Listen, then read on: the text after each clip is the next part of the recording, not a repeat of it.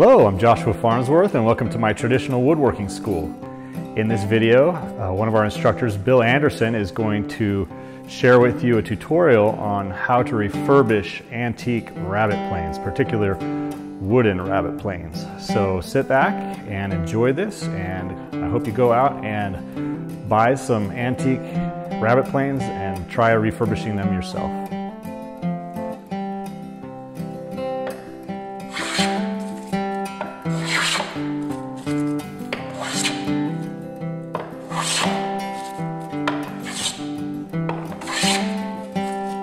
What we're going to do with this plane here is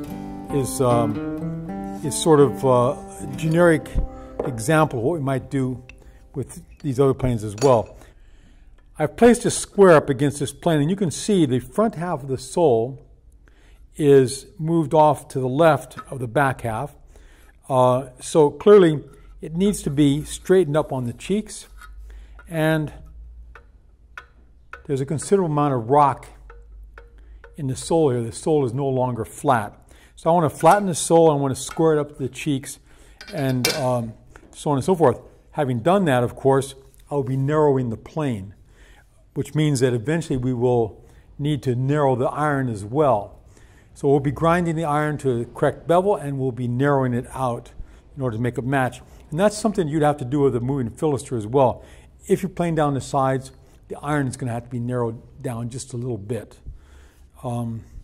So that's the first thing, and I've taken a look at that. Strategically, I'm going to square up the sole of the plane to the sides first, because I can bring this down without doing a lot of damage to the plane. I won't open up the mouth very much, and that's a good first start. Get this part square to the cheeks, particularly this right cheek, which is where all the action is going to happen. So I'll do that, and then I will tweak this side here to get it straight and square, and I'll do the same thing to the other side. And if I've squared this up, I won't have to do much over here. So that'll be the strategy there. And then we'll turn ourselves to the iron, and we'll work on grinding the iron. So I've checked the sole of this plane. I've seen it's not square, not straight, I should say. And I've checked, and I've seen that it's not square at all down the length. So we're going to take a few passes with a panel plane here, any sort of plane that will take a light shaving and is a little bit longer than the length of the stock you're working on. Will be good for jointing this surface here. I'm not sure which way the grain direction goes, so I'm going to take a experimental pass here. It's a little bit hard to see with all this patina on here. Experimental pass, and then we'll reassess the situation.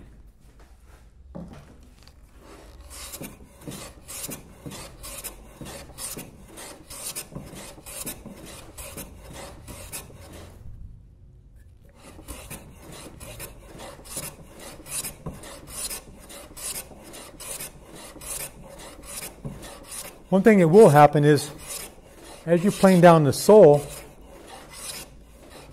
you will open up the mouth. So you want to do as little as possible of this as possible and still get the sole to be straight.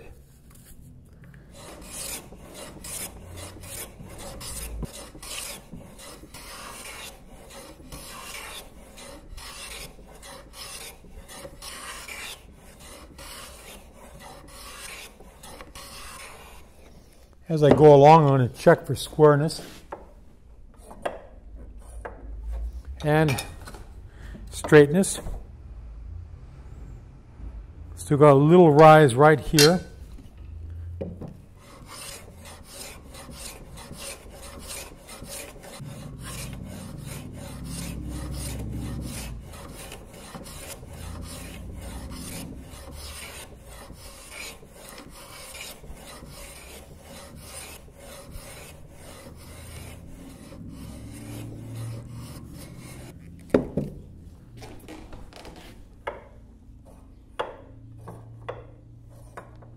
Looks pretty square. And it feels pretty straight. So I think we're going to stop at this point here on this. this is the most important side of the plane right here. You can see that in a developing Rabbet, this is the corner into which the plane works. The opposite side is where the shavings are thrown out. So we want to get this side flat and square to the sole so we have a good surface for the plane to work against. So the next thing I do is plane on this surface here. And again, I'm a little bit concerned about grain direction, so I'll take an experimental pass, see what it looks like, and we may reverse the direction of the billet if we need to.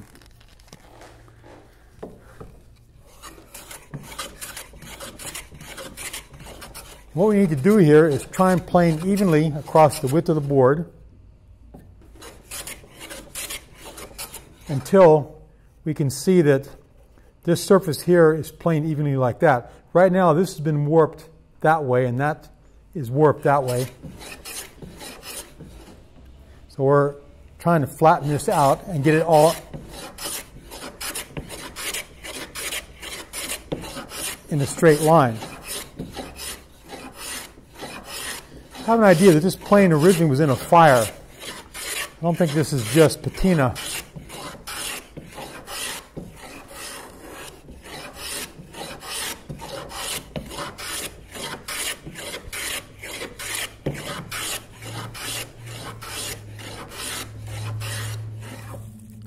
So I think we'll stop there, see how we're doing about flatness, and we'll also check squareness to the sole and see how good we're doing there. And I think that's pretty square. So let's go ahead and do the other side. Could be the situation that you'd want to plane against this surface as well. Not quite as common, but who knows. And we'll go ahead and square this plane up. I'm going to set a marking gauge to the width, the narrowest width of the sole here, and it varies considerably.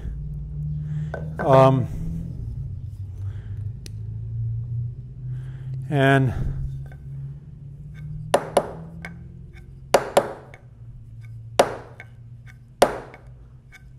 creep this right up to one edge here. And go ahead and strike a line here. This way I'll keep the, it's not quite there. I'm going to advance it in just a little bit. Keep the sides of the plane parallel to each other. There we go.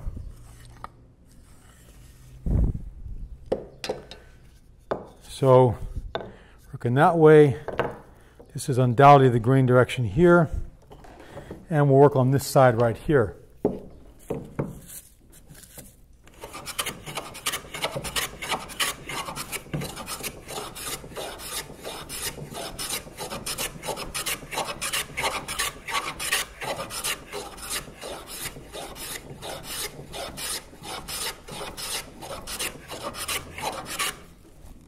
The back side of the plane is thicker here than it is here, so I'm going to, and you can see it's warped more in this direction because it's still on that way, so I'm going to focus on this back half, bring that down a little bit.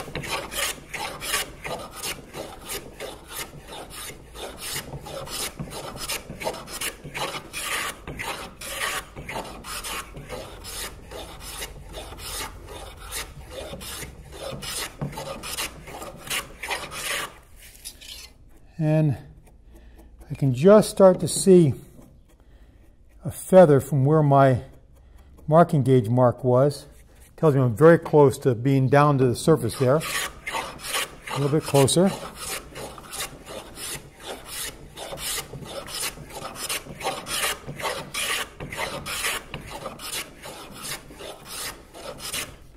Let's test that out and see if it's square or not.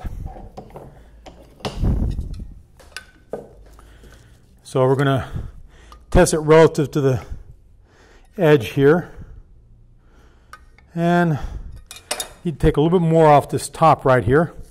we're just going to continue on like this until this side is square to the sole and flat all the way across. And I'll test it with this square here, and I'll test it crosswise with the square this way. And when we get done to there, we'll be done with that part right there. We've done some serious work on this plane. The plane's been in a fire, and so there's been a lot of damage. And I've planed down the top of this plane as well, the two sides, the sole. I'll probably work out the two ends. I'll reestablish the bevels, the round over back here. In other words, this plane is going to be completely rehabbed and put back into functional use. It's not something I would necessarily do with a moving philoster. For the moving philoster, the important thing is that this face here and that sole here be square to each other and to be sharp along this edge and be a straight line. That's really the only goal in here. I would not work through the rest of this plane like I've done with that. As I said, this one has been in a fire, so it's a little bit of a special case. But I just wanted to walk through some of the steps that we might do here. After I get done planing all these edges here, I might come back and stain this, or I often use something called trans-tint medium brown dye. It gives a good natural brown color. That a lot of my planes have that sort of general color, and it'll sort of camouflage some of this raw wood that I've got here.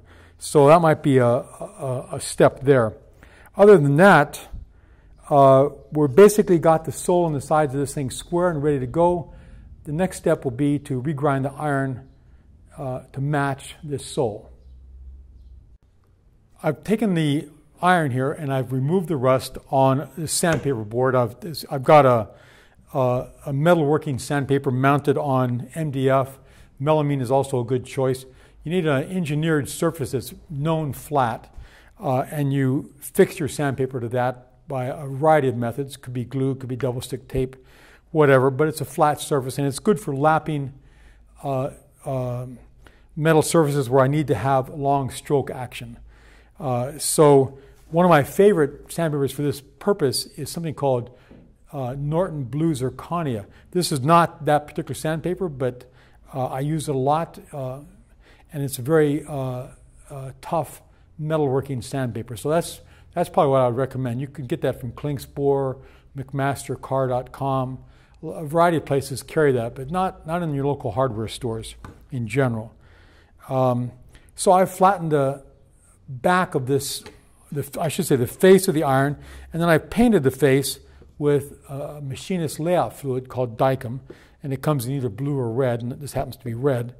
And I painted that face here and then set the iron in the plane so that I can have it exposed on all the sides that I want to take off. And now I'm going to scribe as well as I can along the sole and the two cheeks to get layout lines that I'm going to grind up to at the next step. So let me just go ahead and do that.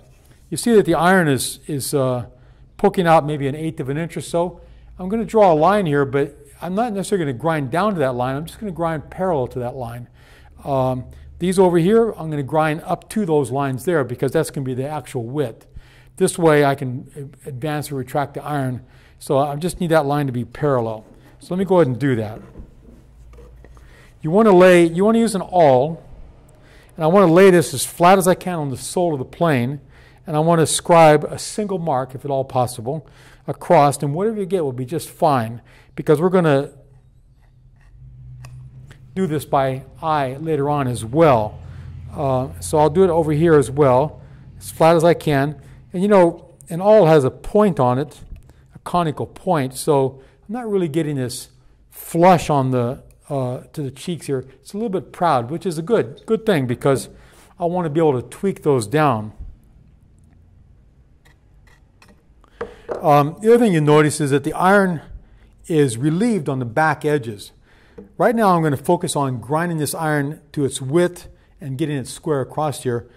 And then after that I will relieve both edges here and so that they don't interfere with the planing action of the plane once it's functional again. The next step will be to go to the grinder and start working on this iron. So I'm getting ready to grind this iron. I've remark the lines that I scribed with the awl to make sure that they're well available, and I scribed them down as far as I could. You can see that not all the rust is off this iron yet. Later on, we'll clean off the rest of the rust. I just ground away the rust in the part that's going to be the part where I need to make my grinding and so on and so forth. And also, I'm using a hand grinder here.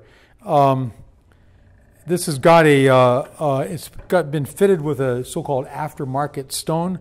It's a Norton 3X blue stone.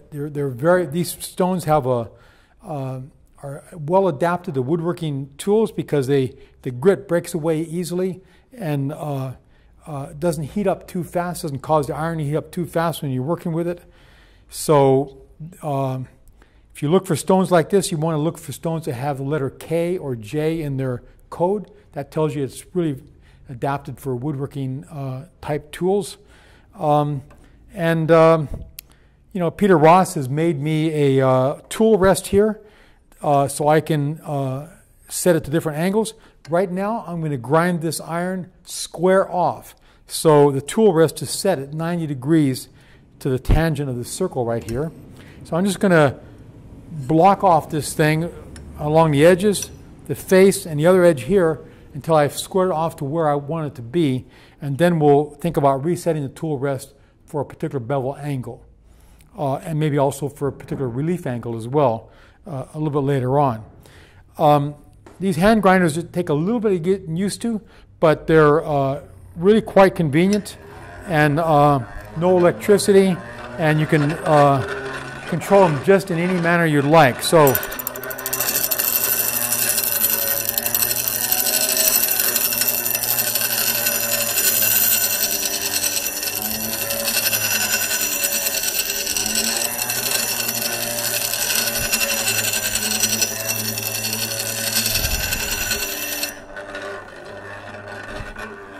you've seen I've ground a blunt edge onto the work, square to the surface here, right on the line that I have laid out. The iron's not hot yet, so it's good about that. And now I'll work on these two sides here. I'm not gonna grind right to these lines. I'm gonna grind a little bit shy so I can hedge my bet, and later on as I adjust the iron and tweak it, I may bring these back in just a little bit further. So caution here, you don't want to make the iron too narrow. And then eventually, remember, I'm going to put a relief angle on both sides of here. So for right now, I'm just grinding them square across. Later on, I'll add the relief angle, and I'll bring them into the exact right width to match the body of the plane. So let me continue to do that.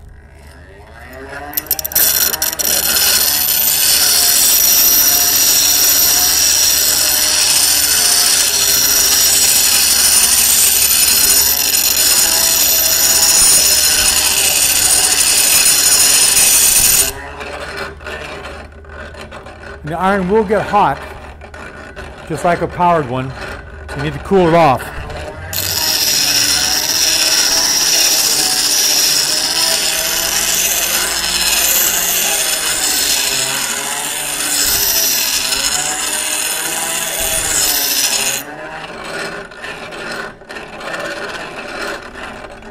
You can see the progress so far. Not quite to the corner yet.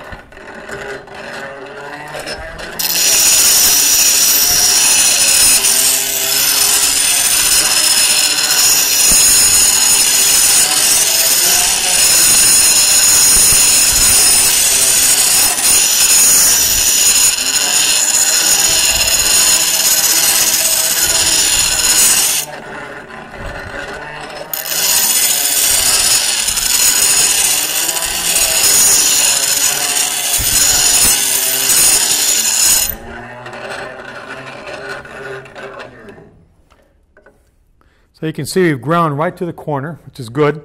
I neglected to mention one detail about scribing this. When this was in the plane, I made sure that the tang was centered in the mortise so that I have the opportunity of moving the iron right and left just a little bit to tweak the position after it's been sharpened and honed and all that.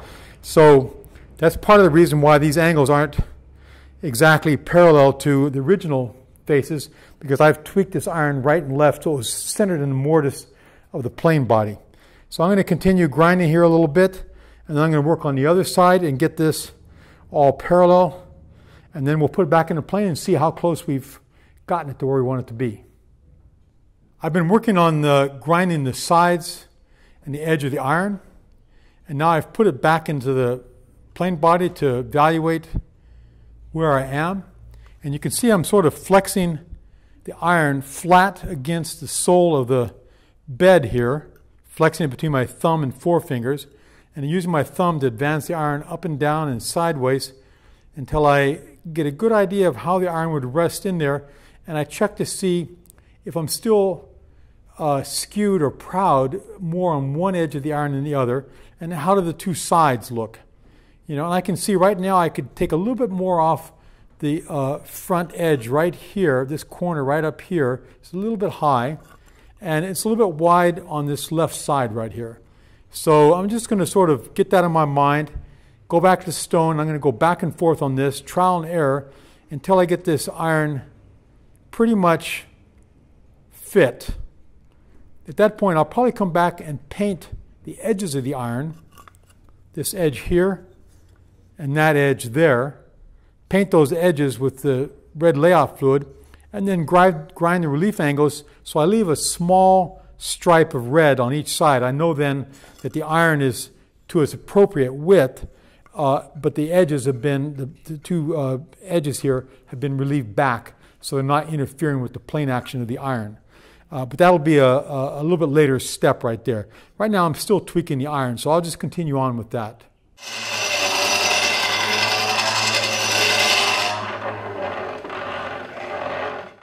I've reset the tool rest here to be at an angle that I think will give a bevel of in the range of 25 to 30 degrees. What I'm shooting for is the length of the bevel is about twice or 2.5 times the thickness of the stock at that point right there. If that bevel is that long, then it's approximately the angle I'm interested in. Right now you can see I have a flat along here, and so I'm going to work on this bevel, and I'm going to gauge where the first cut is, and I may change the tool rest a little bit to approximate the correct angle. We'll just go ahead and get started and see what happens. The other thing I need to do is keep the iron square to the stone. In other words, skewed on the tool rest here, but straight across here.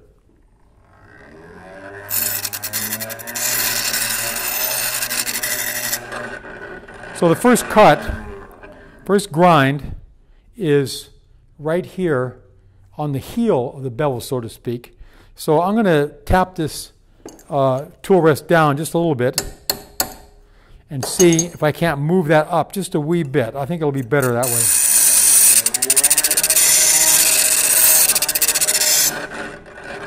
And that's a little bit high, so now we're going to readjust it slightly. Bring it back just a wee bit. See if I can't find the midpoint there.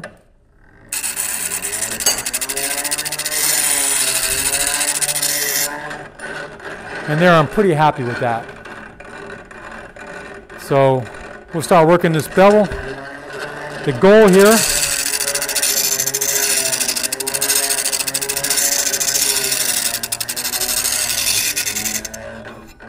is to get an even width bevel all the way across and come evenly to this cutting edge right here. In other words, the bevel moves down in an even fashion. So I need to put a little more extra effort over here on this side right here. I need that bevel to be the same width all the way across and the same thickness here as I come down.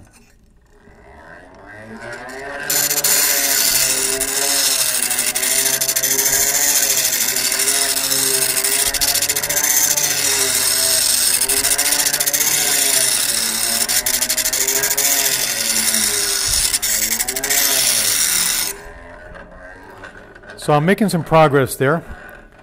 The other thing I might need to do occasionally is dress the stone as it fills up with grit from the grinding process. So let me just go ahead and do that.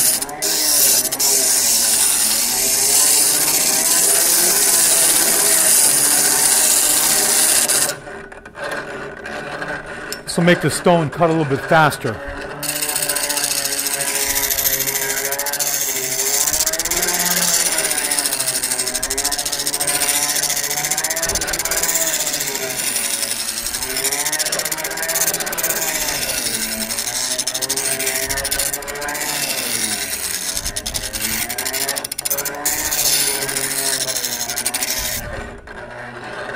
So I'm working back and forth, and you notice as I grind here, I never take the stone all the way off to the left, because as I come back, I'll nick off the corner of the iron right here.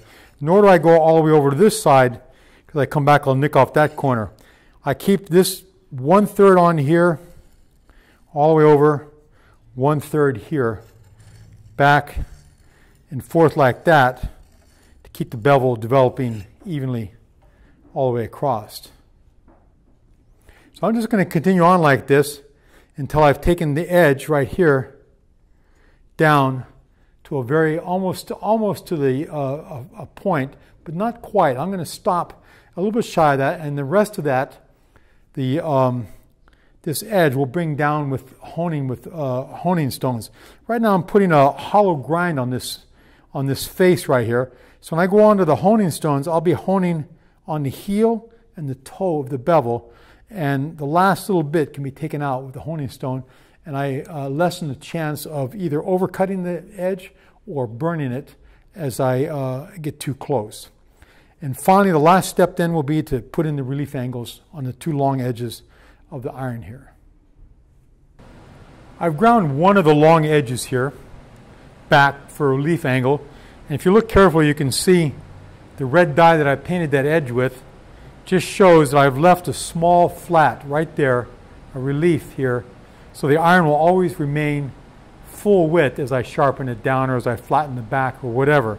So I've got one relief angle here, and you can see how it comes together with the bevel right there to make a nice, sharp, acute angle there. And now I'm going to work on the other side. I've reset the tool rest here just a little bit to regrind the other side, which may not be the same angle as this one.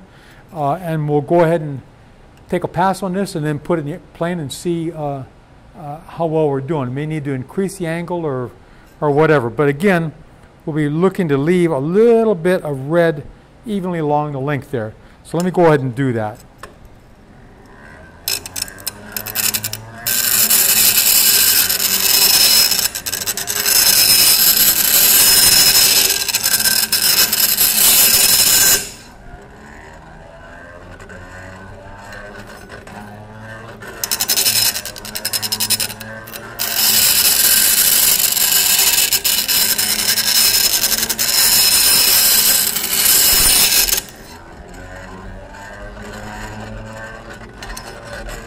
So I think we'll go ahead and try this in the iron, in the plane.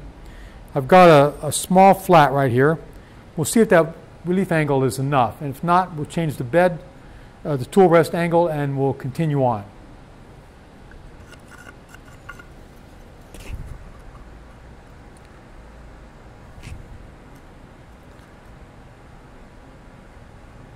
So I think that's a good relief angle. I think we're going to stop at this point. The next step will be to take this iron, flatten the back, hone the bevel, and this iron will be ready to be inserted back into the plane and start cutting a rabbet. I've been working on the face of the iron. You can see it's pretty much polished around here. I've just finished working on the white Arkansas stone to get that polish there. It's not quite polished as well as I would like. If I was doing this at home, I might start out with a much coarser stone than I have here. Some of the options might include a 200 grit water stone, extra coarse diamond stone. You might use a power tool like a belt sander. I've never used a belt sander, but I do use a work sharp, which I can use, get down to 36 grit. So you want a method that's going to remove a little bit more material, a little bit faster, to get out this pitting and get it polished from one corner to the other. Right now we're doing a sort of a quick demo of this process. I want to apprise you of the various steps, and so we're not necessarily going to take everything to its final completion. We will start working on the bevel, however, and you can see here that I've already given it a few passes on the oil stone here, and we're going to focus on working on the heel and the toe of this bevel. Remember, the bevel right now is hollow ground, so we can find the flat and we can work on those two right there. And the very edge here is quite narrow right now, so hopefully it won't be too much to work that down.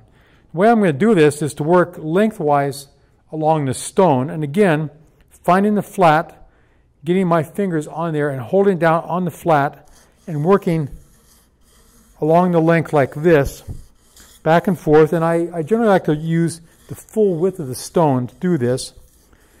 I try to not rock the iron as I do this, but keep it flat on there. And we'll take a look, and you can see, I don't know if you can see how much more material we've taken off. We've hit the heel all the way across here, the toe here, and a couple places in the center we're hitting this hollow ground, which is a very shallow hollow ground. So we're going to continue doing that until this edge right here has come down very close, until actually we start to feel a burr on this side here, which tells us we'll have ground this edge all the way to an edge right here.